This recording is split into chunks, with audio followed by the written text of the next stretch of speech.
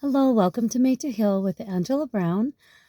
Before I get into my topic of youthfulness, I want to invite you to check out my link in the comments below to my book called You Are Made to Heal Spiritually, Emotionally, Mentally, and Physically. It just shares my journey of going from 30 plus years in anger, resentment, childhood trauma, emotions that I didn't know how to go through, and just dealing with depression and suicidal thoughts for 30 plus years. And when I hit rock bottom in the fall of 2015, I just truly feel like I have been led uh, to tools and techniques that have really helped me heal. So check that out. When I wrote my book, I had all teens and adults alike in mind, no matter where you find yourself in your thinking and mindset. It's something that I think will help everybody because I'm going on 10 years without any suicidal thoughts or depression. And although life is hard and happens to everybody, I have the tools to get me through all those times. So check that out.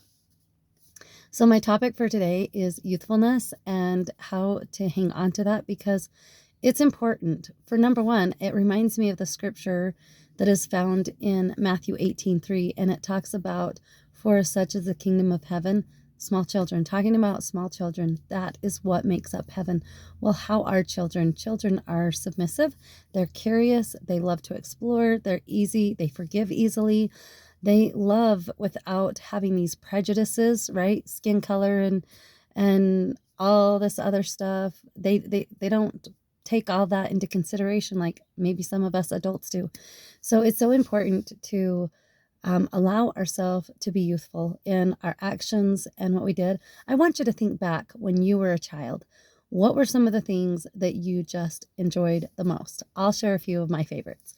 I would go outside, and if it was a cloudy day and there were clouds floating in the sky, I would lay on my back on my lawn and just look at the clouds and see what shapes I could make.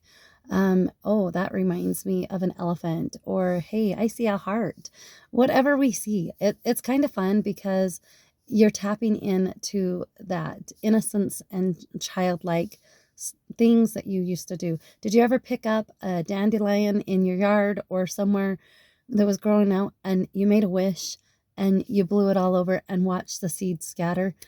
Things like that. Things like that is tapping into your youthfulness. And, when we do that, even as an adult, I felt so, so small, right? We feel small in the huge, big scheme of things. There's billions of people on the earth. And it's like, how does God recognize each one of us individually? I don't have the answer for that. I don't know how he does it, but it is incredible. And I do know that God knows us all intricately and inside and out. And he knows each one of us by name. And he knows each one of us better than we know ourselves, better than our parents, our siblings, or whoever out there, our spouse. God knows us so well.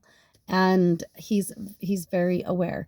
So you just might feel so small, but I want you to feel of the greatness of God's love for you.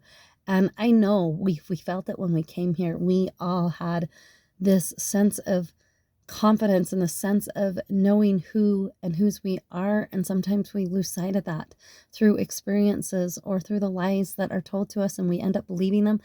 There's just a lot of things that go into play in our journey. So I just want to talk about the importance of connecting with your inner child.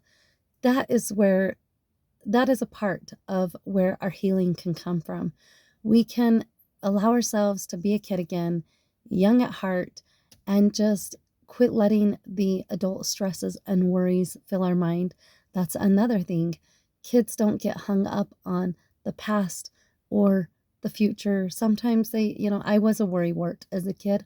I worried. I'm like, well, what if we go here and this happens? And that is anxiety going into play. And so, yes, some kids have that. I just think that's because of our world and the news and things that's going on, but naturally innate, born, kids usually don't have that. And so it's important to let all of that stuff go, do things that you enjoy. Maybe you enjoyed dancing, maybe you enjoyed singing, maybe you enjoyed drawing or coloring or Whatever it was to get you to relax, go to the park and go swing. How many adults do you see at the park swinging on a swing?